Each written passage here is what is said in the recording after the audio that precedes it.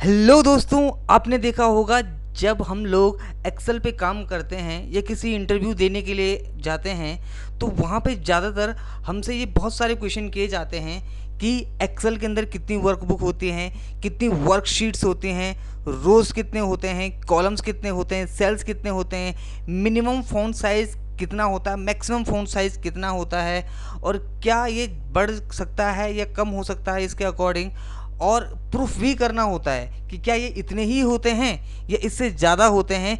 ये सब कुछ मैं आपको सिखाऊंगा इस ट्रेनिंग सेशन के अंदर। बस आपका काम है इस वीडियो को शुरू से लेकर लास्ट तक देखना और समझना जो मैं कर रहा हूँ। तो चलो शुरू करते हैं आज का सेशन। तो जैसे आप देख सकते हो मैंने लिखा हुआ है वर्कबुक।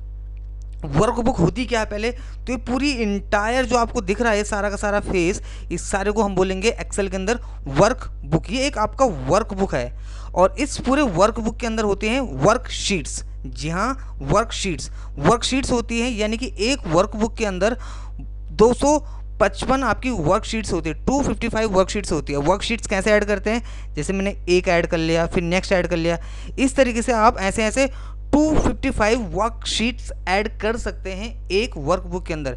ये एक्सेल की एक पूरी फाइल है, इसके अंदर आप ऐसे ऐसे 255 वर्कशीट्स ऐड कर सकते हैं।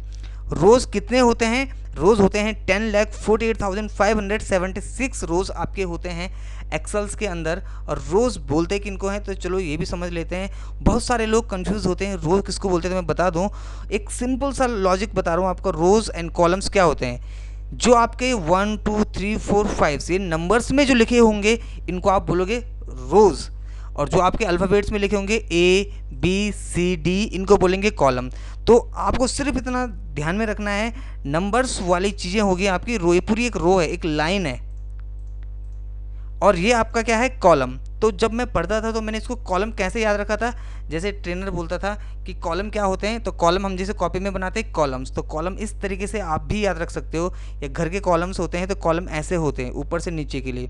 तो ये हमारे रोज़ हो गए, ये कॉलम्स हो गए। तो रोज़ कितने एक्सेल के अंदर होते हैं, रोज़ होते हैं 10,48,576 रोज़ आपके होते हैं, एंड कॉलम्स आपके होते हैं 16,384 कॉलम्स।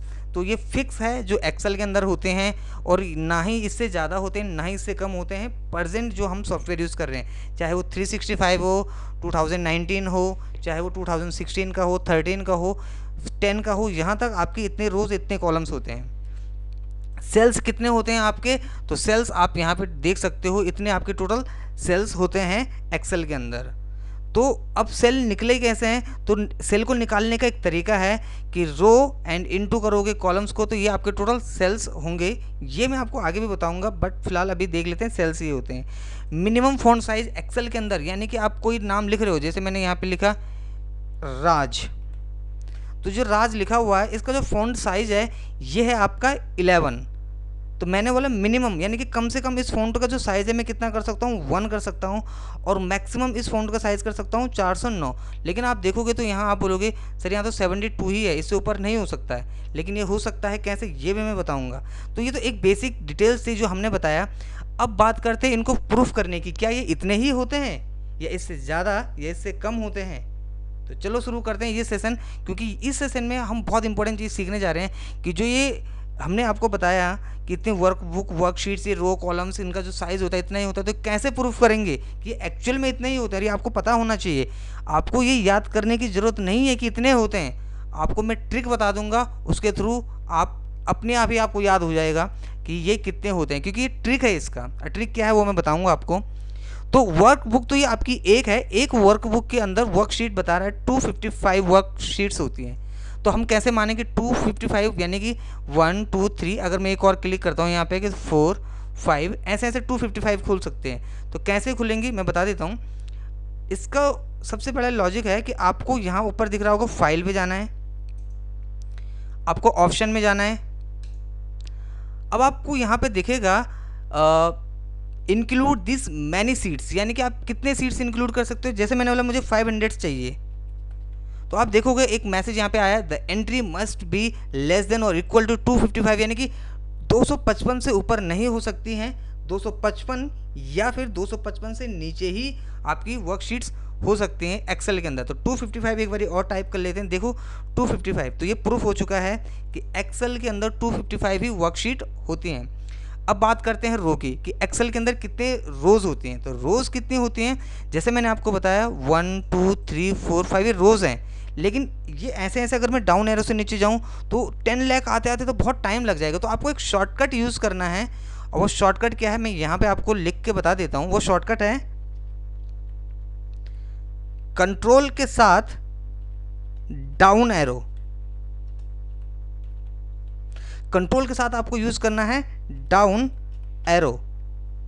अब आपको पता है एरो क्या होते हैं, ये एरो होते हैं अप डाउन करने के लिए, ये लेफ्ट राइट करने के लिए, लेफ्ट राइट, ये अप डाउन, तो इनको बोलते हैं एरो। तो आपको कंट्रोल का बटन दबाना है और उसके साथ डाउन एरो यूज़ करना है। आप जो लास्ट होगा रो का, यानी कि लास्ट रो कितना मैंने बताया 10,48,576 तक आप पहुंच जाओगे। देखो कैसे, कंट्रोल डाउन एरो।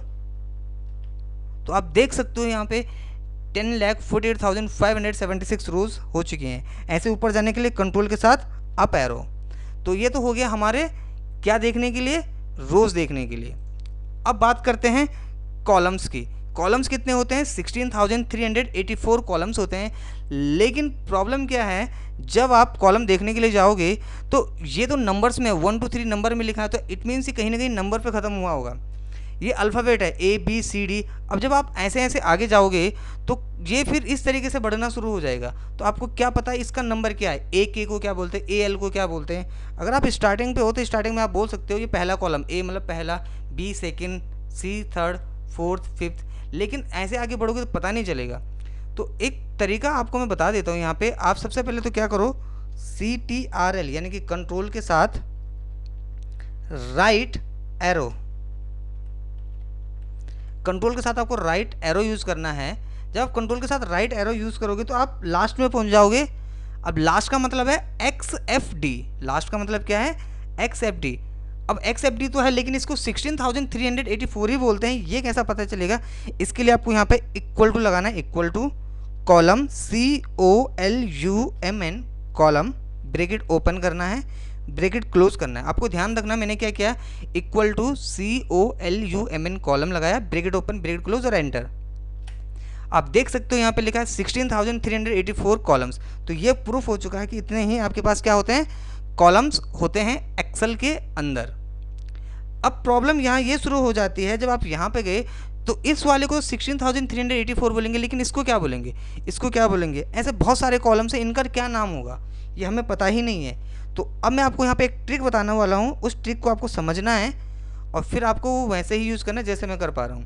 तो ट्रिक ये है कि आपको यहाँ पे सबसे पहले इक्वल टू कॉलम यहाँ टाइप करना है, equal to column COLUMN bracket open bracket close और देन एंटर कर देना है। तो यहाँ पे बता रहा है कि 1 आ गया। अब आपको 1 आने के बाद क्या करना है, जहाँ पे 1 होगा वहाँ से क्या करना है, कंट्रोल करना है। कंट्रोल के साथ आपको शिफ्ट यूज़ करना है एंड देन उसके साथ आपको राइट एरो यूज़ करना है। आप देख सकते हो मैं फर्स्ट डे से ही आपको शॉर्टकट की भी समझा रहा हूँ और कुछ बेसिक चीज़ें भी सिखा रहा हूँ। तो आपका काम है इनको समझना और प्रैक्टिस करना। तो कंट्रोल के साथ शिफ्ट प्रेस करना है और राइट एरो। जब आप यहाँ पे जाओगे तो आपको क्या करना है, यहाँ पे जाके कंट्रोल भी दबाना है, शिफ्ट भी दबाना है, राइट एरो दबाना है। 1 पे गए आप, पहले एक बारी कंट्रोल प्रेस करके रखना है, छोड़ना नहीं है। प्रेस करने के बाद आपको शिफ्ट को भी प्रेस करके रखना है और अब आपको राइट एरो यूज़ करना है, राइट एरो।